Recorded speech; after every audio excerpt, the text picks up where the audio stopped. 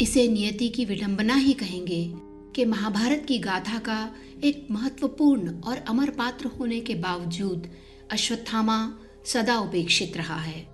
पौराणिक साहित्य में अश्वत्थामा सहित और भी लोग हैं जिन्हें अमर माना जाता है, परंतु जहां अन्य लोगों को अमर होने का वरदान प्राप्त हुआ, वहीं अश्वत्थामा को अमरता शाप में मिली थी। नमस्कार दोस्तों, मैं हूं अनुलता राज नायर और आप सुन रहे हैं मेरा शो किताबें। आज मैं आपको एक नहीं दो किताबों से मिलवाऊंगी। एक है अश्वत्थामा और दूसरी है कुबेर। मेरे घर में सभी को पढ़ने का बहुत शौक है। हर कमरे में एक बुक शेल्फ है और हर शेल्फ में उस कमरे में रहने वाले की पसंद की किताबें। मैंने बचपन में अमर चित्र कथा खूब पढ़ी थी। महाभारत, रामायण, हमारे वेद पुराणों से निकली न जाने कितनी कहानियां पढ़ी। देवी देवताओं की कहानियां, यक्ष यक्षिणियों की, असुर राक्षसों की। बहुत गहरा तो नहीं, पर थोड़ा थोड़ा ज्ञान सबका हुआ। तो ऐसी किताबें और नाना नानी, दादा दादी से सुनी कहानियां शायद हमारे भीतर दिलचस्पी जगाती हैं कि हम इंडियन माइथोलॉजी पढ़ें, वेदों पुराणों की कहानियां पढ़ें। तो इसी शौक के चलते मेरे हाथ आई ये दो किताबें, अश्वत्थामा और कुबेर। दोनों ही किताबें एक लेखक की लिखी हुई हैं, आशुतोष गर्ग। सिर्फ ये दो नहीं, बल्कि आशुतोष ने इनके अलावा इंद्र और कल्कि नाम के 2 उपन्यास भी लिखे हैं। आशुतोष रेलवे में अधिकारी हैं और मुझे लगता है कि अक्सर पटरी चलते हुए किसी और लोक में पहुंच जाया करते हैं। तभी तो ऐसी दिलचस्प किताबें गढ़ डाली हैं इन्होंने। आशुतोष की किताबें आप पढ़ेंगे तो पाएंगे कि उनकी भाषा एकदम सहज है, कहानीपन है उनके लेखन में, तरलता है, इसीलिए इन्हें पढ़ना आसान है। मुझे व्यक्तिगत तौर पर लगता है कि किसी भी उपन्यास को रचते हुए हमें ये समझ लेना चाहिए कि ये हम किसके लिए लिख रहे हैं, यानी हम किस पाठक वर्ग को सोच करके लिख रहे हैं। तो मुझे लगा कि ये उपन्यास आज के युवाओं के लिए है, या ये कहूँ उनके लिए जो माइथोलॉजी ज्यादा जानते ना हो पर जानना चाहते हों, क्योंकि ये किताबें एक कड़ी है। लेखक का मकसद भी नई नजर से पुराणों को देखना, नई पीढ़ियों तक पहुंचाना, आज से कल को जोड़ना ही रहा होगा। इन 2 किताबों अश्वत्थामा और कुबेर में मैं पहले बात करूंगी अश्वत्थामा की, क्योंकि ये एक बेस्ट सेलर बुक है और ये किताब मेरे हाथ में पहले आई थी। और मुझे लगता है कि महाभारत के कई पात्रों के बारे में लोग जानते हैं और उन्हीं के बारे में अलग अलग तरीके से अलग अलग लेखकों ने खूब लिखा है। तो गुरु द्रोणाचार्य और कृपि के पुत्र अश्वत्थामा के बारे में लिखने की प्रशंसा तो होनी चाहिए। कौरव की तरफ से युद्ध लड़ने वाले इस वीर के बारे में लोग जाने तो सही। इस किताब को लेकर आशुतोष गर्ग कहते हैं, लोग प्रायः चीजों को स्पष्ट रूप से देखना चाहते हैं, किंतु हमेशा ऐसा संभव नहीं होता। आपके और मेरे दृष्टिकोण के अलावा एक और दृष्टिकोण होता है जो तटस्थ रहता है। वो इधर या उधर नहीं झुकता। किसी व्यक्ति के चरित्र के विषय में जल्दी से निर्णय देना बहुत सरल है, लेकिन हमें इस प्रवृत्ति से बचना चाहिए, क्योंकि इस जल्दबाजी से उस व्यक्ति के साथ अन्याय होने की संभावना बढ़ जाती है।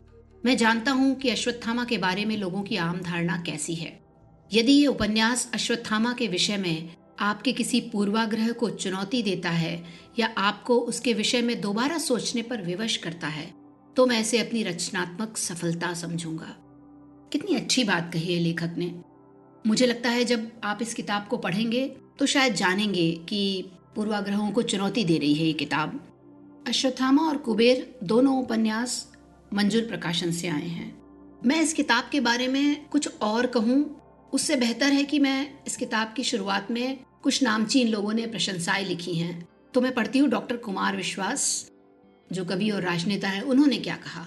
वो लिखते हैं, स्वर्गीय मैथिली शरण गुप्त ने उपेक्षित नायक नायिकाओं को संदर्भ में लाने का प्रयास अपने साहित्य में लगातार जारी रखा। इसी तरह रश्मिरथी कर्ण को संदर्भ में लाने का श्रेय राष्ट्रकवि दिनकर को जाता है। साहित्य के कांधों पर यह जिम्मेदारी है कि वो विस्मृत नायक नायिकाओं को पुनर्स्थापित करे। ऐसा इसलिए भी महत्वपूर्ण है कि इतिहास और यहाँ तक कि किंवदंतियों के पात्र कहीं न कहीं जीवन क्रम का हिस्सा होते हैं, इसीलिए प्रासंगिक रहते हैं। इसी तरह सुतपा सिकदर कहती हैं कि जब आशुतोष की किताब मुझे पढ़ने के लिए दी गई तो मुझे सबसे अच्छी बात यह लगी कि उन्होंने अपने पहले ही उपन्यास में ऐसे पात्र को चुना है जो न अच्छा है न बुरा। अच्छे या बुरे को अलग करके देखना शायद असंभव है। क्या अच्छा है क्या बुरा, ये अपने आप में तार्किक है, इसलिए इसका विश्लेषण जरूरी है। यदि उपन्यासकार हर प्रसंग में अच्छाई या बुराई ढूंढेगा तो क्या वो सही अर्थों में चरित्र के साथ इंसाफ कर पाएगा? ये बहुत सुंदर तरीके से लिखा गया उपन्यास है। मुझे लगता है पन्ना दर पन्ना आप जब पढ़ेंगे तो एक किसी पात्र को देखने का नजरिया बदलेगा आपका, और लेखक से इतर आपके अपने अंदर सवाल उठेंगे, उनके जवाब भी मिलेंगे। तो मुझे लगता है कि पौराणिक किताबें पढ़ने का अगर आपको शौक है तो अश्वत्थामा जरूर पढ़िए, और शौक नहीं है तो भी पढ़िए, शायद शौक पैदा हो जाए। तो इसी क्रम में मैं दूसरी किताब की बात करती हूँ, कुबेर। अब जब कुबेर का नाम लेते हैं तो हमारे जहन में धन के देवता आते हैं। बस हमें लगता है एक देवता हैं जिनकी पूजा करने से हमें धन प्राप्ति होगी, मगर इससे इतर कितनी कहानियां हैं जो हमें जानना चाहिए। बहुत दिलचस्प कहानियां हैं। इस तरह के उपन्यासों का लिखा जाना, पढ़ा जाना बहुत जरूरी है। इस किताब की भूमिका में आशुतोष लिखते हैं कि पौराणिक साहित्य में ऐसे अनेक पात्र हैं जिनका नाम तो बहुत है किंतु उनके विषय में जानकारी का अभाव है। ऐसे उपेक्षित पात्रों को सामने लाने और वर्तमान संदर्भ में उनके पौराणिक महत्व को स्थापित करना आवश्यक है। इन विषयों पर लिखना इसलिए भी जरूरी है कि एक बहुत बड़ा पाठक वर्ग इन कथाओं को हिंदी में पढ़ना चाहता है, परंतु हिंदी में अधिकांश पौराणिक साहित्य बहुत प्राचीन है अथवा अनुदित है। अतः पुराणों के संचित इस अनमोल निधि को एक नए और उपयोगी स्वरूप में प्रस्तुत करने की बहुत आवश्यकता है। इसी उद्देश्य से मैंने अश्वत्थामा, इंद्र और कल्की नामक पौराणिक पात्रों पर उपन्यास लिखे। तो सचमुच में मैं तो धन्यवाद देना चाहूंगी आशुतोष गर्ग का कि उन्होंने ऐसी किताब लिखी, क्योंकि हिंदी में पौराणिक उपन्यास लिखे जाएं ये बहुत जरूरी है। और ये किताब लेखक की बहुत खूबसूरत कल्पना है। मैं किताब कुबेर के मुखपृष्ठ पर लिखी हुई दिवाकरुणी जी की एक बात पढ़ना चाहती हूँ। उन्होंने लिखा है कि आशुतोष की अद्भुत कल्पना, पात्रों का चित्रांकन उनकी पुस्तक को जीवंत बना देता है। बिल्कुल सच बात है। और चित्रा जी जैसे लेखक जो बहुत बेहतरीन पौराणिक उपन्यास लिखती हैं, उनसे ये टिप्पणी मिलना एक बहुत बड़ी बात है। तो मैं ये नहीं कहना चाहती कि मेरे कहे से या बड़े बड़े और लेखकों के कहे से आप इस किताब को परखें, बल्कि मैं ये कहूँगी कि आप खुद खरीदें और अपनी बुक शेल्फ का हिस्सा बनाएं। आशुतोष गर्ग बहुत लिखते हैं, बहुत सारा लिखते हैं, बहुत लंबी फहरिस्त है। इन्होंने न जाने कितनी किताबें लिखी, उनके अनुवाद किए और बहुत अच्छा काम कर रहे हैं ये।